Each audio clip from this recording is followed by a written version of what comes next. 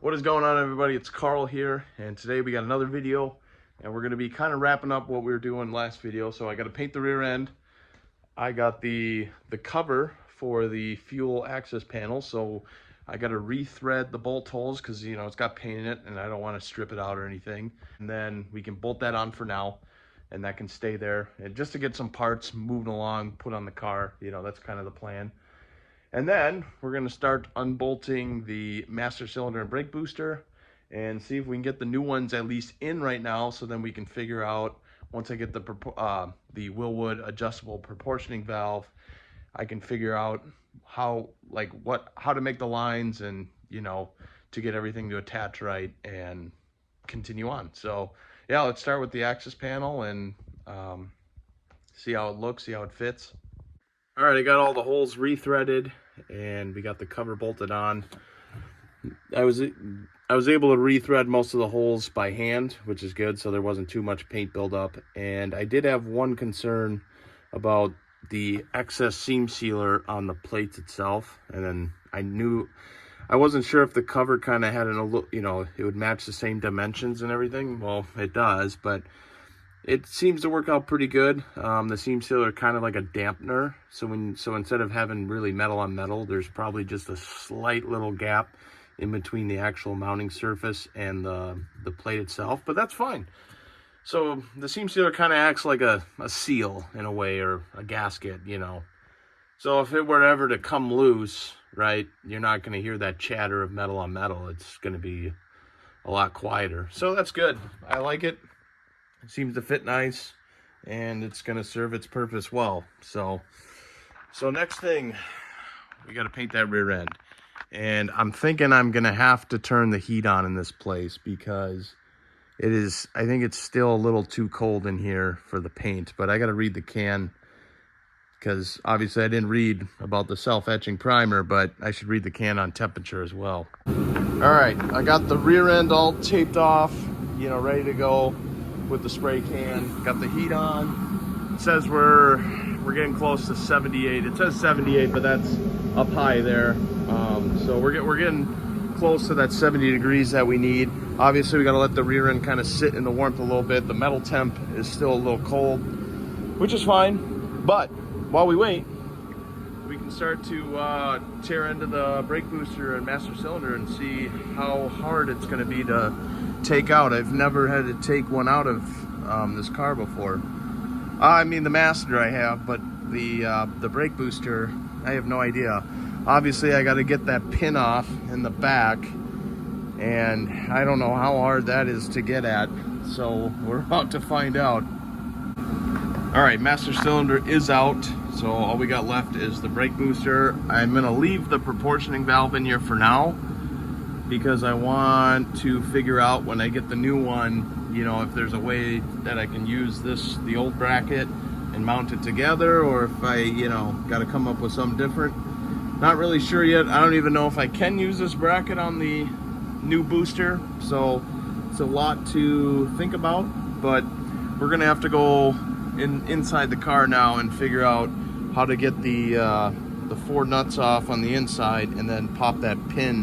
I went ahead and got the rear end all painted. It's kind of like 2.5 coats. Really, the third coat is kind of just spotting in areas where it didn't get good enough coverage or whatever, but it looks nice.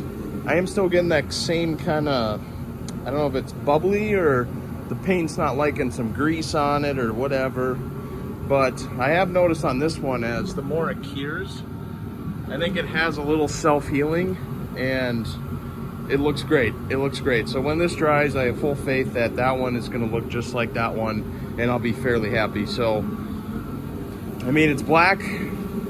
That means we're very close to assembling it all together and getting it ready to put back in the car, which is sweet. So let's continue on with the brake booster. It's actually not that hard to get to the 4 nuts on the inside there. So all I need is a 15mm socket and a ratchet, and I can get all 4 bolts out. And then it looks like I just needed like a screwdriver for the lever. You pop there's a clip on there, you pop it off, and you could slide that off, and then that booster should come all the way out. So it doesn't look like it's going to be hard work. So let's get it off and then get the new one on at least. Old booster is out, and boy, I gotta tell you, that was a SOB, man. So let's grab the new booster. I just kind of want to see like a size comparison. So definitely right off the bat, I'm seeing is the booster is about the same size, but it's the mounting bracket on the firewall. They're definitely shorter, or the third gen definitely has a longer bracket. So we are going to be making up, you know, probably an inch or so of room, which is pretty big, and especially in these cars, the engine bays are just stuffed. So here's where I'm at. I went to go put it in, and I didn't realize that the stud size was smaller than what was on the car. So I found the right nut size, but it needs to be, you know, a locking nylon nut. And of course, when I was dicking around, oh, see that? Scratch the paint. Bummer. So we're not going to be putting it in today. We're going to be repainting that, you know, scuffing it, repainting it.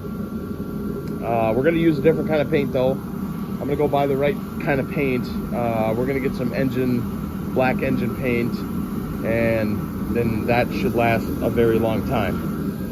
Now, I did take out the proportioning valve because I don't want to make that mistake again and, you know, scratching it or this and that. So I took it out, and we'll just figure it out when we get the new proportioning valve. So my idea is, since the studs are smaller than the original nuts, right? I have 4 washers right there, and that's the same size as this nylon locking nut.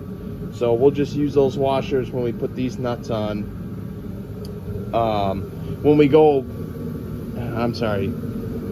We'll put those washers on when we get new nylon locking nuts, and so it'll kind of act the same way, if you get what I mean. It's going to be the same clamping force, same surface area.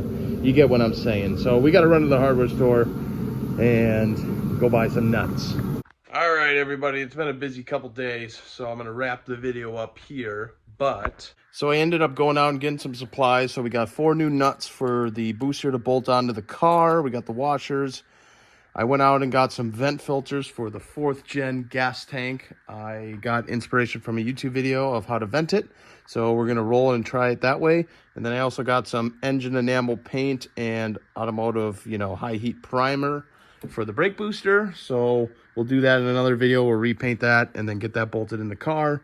And then I also got 2 new nuts for the master cylinder to bolt to the brake booster. So thanks for watching, everybody. I'll see you guys in the next one.